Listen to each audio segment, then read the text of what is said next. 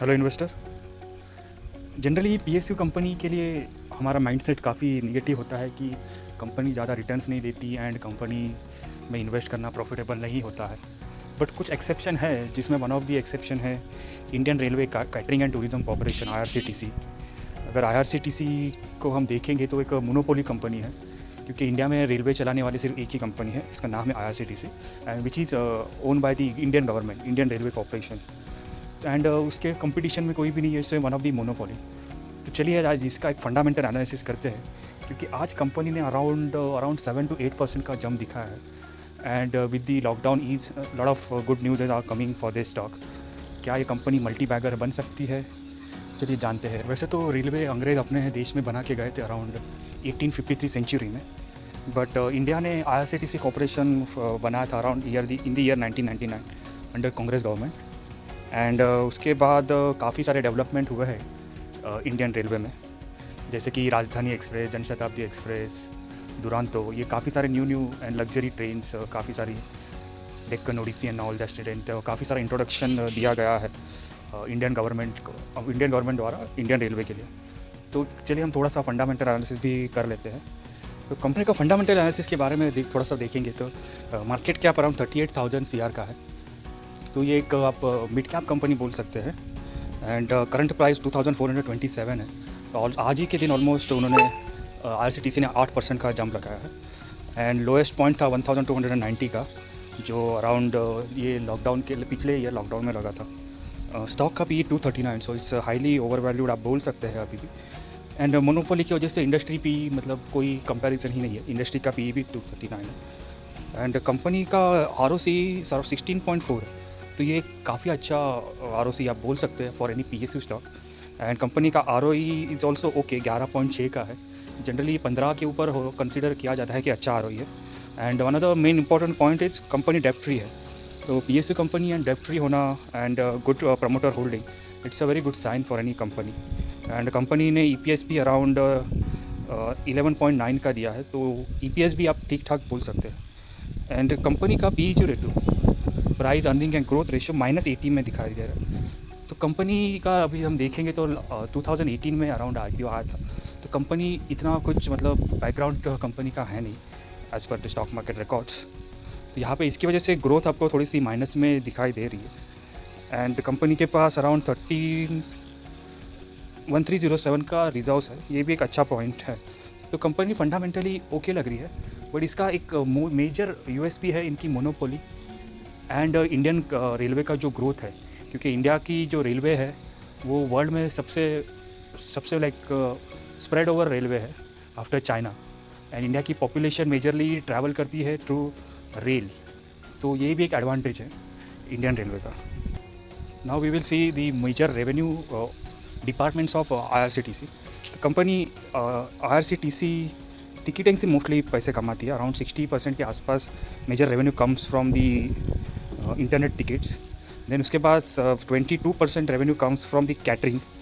8% का जो रेवेन्यू आता है रेल नीर, जो मिनरल वाटर मिलता है आपको रेल नीर के नाम से प्लेटफॉर्म्स में ट्रेन में, वो। देन टूरिज़्म से 7%, क्योंकि हम देखेंगे कि बहुत सारे इंडियन IRCTC के वेबसाइट पे टूरिस्ट प्लान जैसे रहते हैं, जैसे कि 4 धाम यात्रा, गोवा हॉलीडे ट्रिप एंड बहुत सारे ऐसे प्लान्स रहते हैं जिसमें आपको रेलवे की तरफ से एकोमोडेशन, ट्रेन एंड सब एक आइटिनरी बना के मिलती है। तो ये काफ़ी अफोर्डेबल है एंड काफ़ी टूरिज़्म को बूस्ट कर सकती है। मैंने पर्सनली वो ये देखा है एंड काफ़ी अच्छा एक पैकेज ऑफर करती है, जो कोई भी इंडिया इतने सस्ते में प्रोवाइड नहीं कर पाता इंडिया में।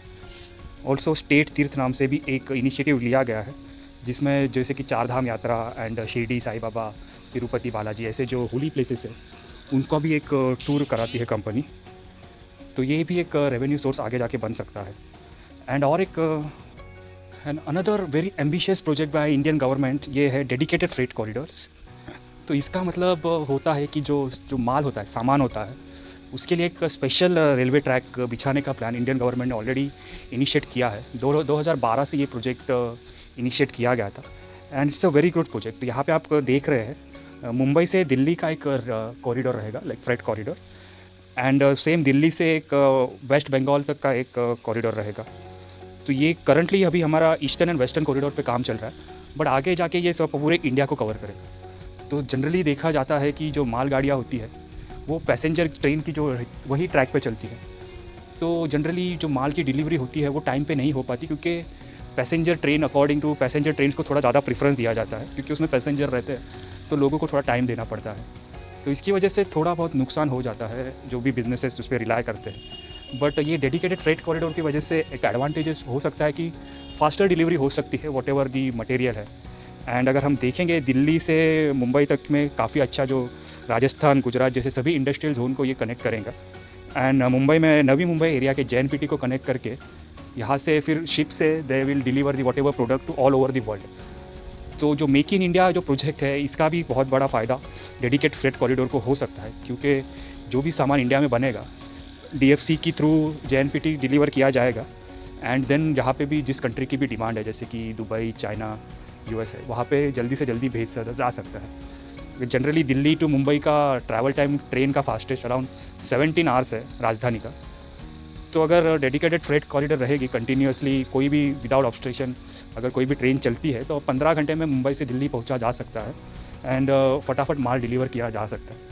तो ये काफ़ी बड़ा प्रोजेक्ट है एंड गवर्नमेंट एक्सपेक्ट कर रही है कि इससे सबसे ज़्यादा रेवेन्यू आ सकता है गवर्नमेंट को। क्योंकि अगर हम टिकटिंग की बात करेंगे, IRCTC जनरली टिकटिंग से कमाता है, बट उसमें भी वो ज़्यादा से ज़्यादा पैसा पैसेंजर टिकटिंग से नहीं कमा रहा है, तो ये मालगाड़ी जो टिकटिंग होता है उससे कमाता है। तो अगर ये ग्रो होगा तो IRCTC भी ग्रो होगा।